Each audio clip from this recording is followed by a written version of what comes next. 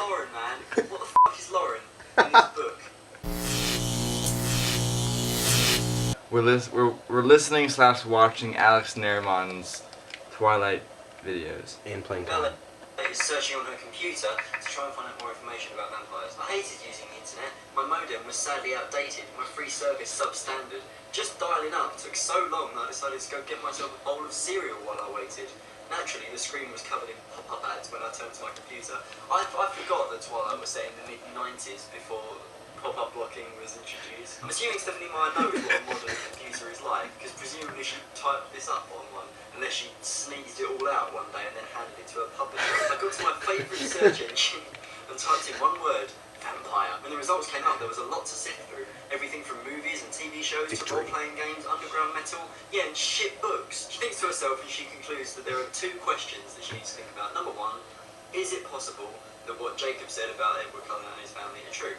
Is he really a vampire? Maybe he is, but secondly, and most importantly, what was I going to do if it was true? The first option she considered is be smart, avoid him as much as possible, cancel our plans, go back to ignoring him, pretend there was an impenetrably thick glass wall between us in the one class where we were fused together, tell him to leave me alone.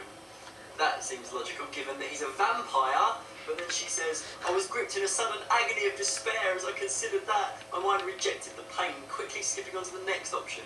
And the only other option that she thinks is worth considering is, I'll act exactly as I'm acting now. I'm already in too deep. I can do nothing about this. When I thought of him, I wanted nothing more than to be with him right now. But I couldn't think about it here in the darkening forest. Not while the rain made it dim as twilight under the canopy. It's the title of the book!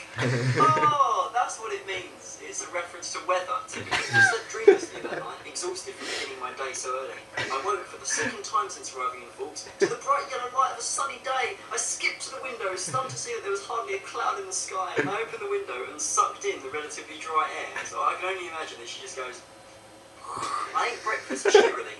How do you eat breakfast cheerily? Toast jumps out of Toast and yeah! I saw Jessica intrigued. She was bubbling with enthusiasm. She and Angela and Laura were going out dress shopping for the dance. I don't know what dance that is. Is that the dance that all the guys asked her out to? I'm guessing it is. And she wanted me to come too, even though I didn't need one. It would be nice to get out of town with some girlfriends, but Lauren would be there. Fucking Lauren, man. What the fuck is Lauren in this book? Just coming in, ruining our protagonist's life. I hate Lauren. Who's Lauren? As I crossed the threshold of the cafeteria, I glanced towards the Cullens table, as was my routine. A shiver of panic trembled in my stomach. But Lauren would be there.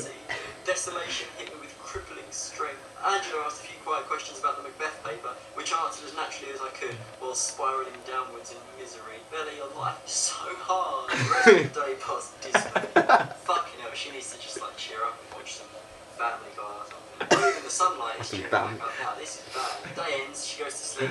It was sunny again in the morning. I awakened with renewed hope that I gloomily tried to suppress. Fuck, better not be happy for a moment. Hey, try and be as miserable as possible all the time. It was the same as yesterday. I just couldn't keep little sprouts of hope from budding in my mind, only to have them squashed painfully as I searched the lunchroom in vain and sat at my empty biology table. The dress shopping scheme was back on for tonight, made all the more attractive by the fact that Lauren had other plans. Hooray! And she meets up with Jessica and Angela, and that's the end. Here's some deleted scenes. I lolled multiple times. Thank you, Alex Nerimon, for that enjoyment. Thank you very much, sir. I enjoyed that. It was enjoyable. My enjoyment level was off the enjoyment charts. Oh god, flashback.